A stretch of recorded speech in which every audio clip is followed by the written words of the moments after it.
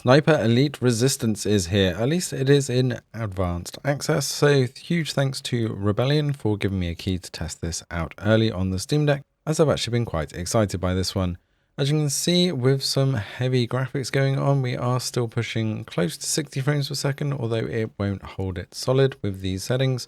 However, it's not a fast-paced game, so a few dips here and there really aren't a major problem, especially when we have some of the cutscenes and kill sections. We do dip down into the high 40s and low 50s on occasion, especially when we do get some other effects going off. It's not so bad, but it will be one of those games where you'll set and forget and turn off that FPS counter and have a really good time. Especially when you do get those X-ray kill effects, the slowdown from 60 frames per second really isn't going to bother you that much, because all you're going to be doing is focusing on what is the best camera angle to view that kill. This has been working absolutely perfectly on campaign mode. It does have de novo for online, but it is working as well. My recommended settings for this one is to start off with the default, which is pretty much the medium graphic settings, and then customize it to reduce the shadow detail to low, increase anti-aliasing to high, and also change the texture detail to high or ultra. We can actually get away with ultra, so if you want it slightly nicer, then go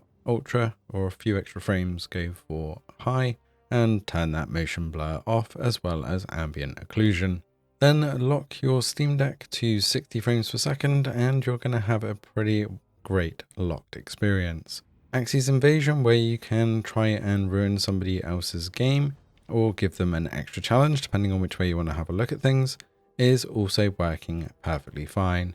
And it's always good when you do get a challenge, because when people do get exposed, sometimes they run, but other times that panic, especially when they don't know what you look like if you've changed yourself from the default skin, can catch them out and they'll run right up to you.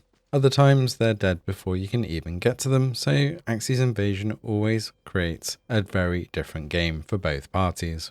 Full multiplayer online is also working perfectly fine and can be extremely tricky, so only dive into the multiplayer once you're used to the game. People can be very chatty, although it can make for quite a laugh.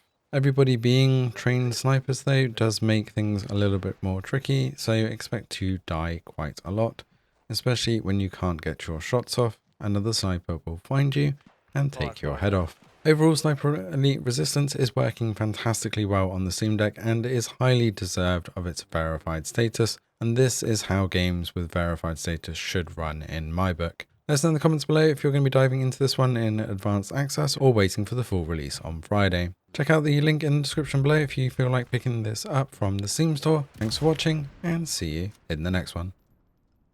Okay.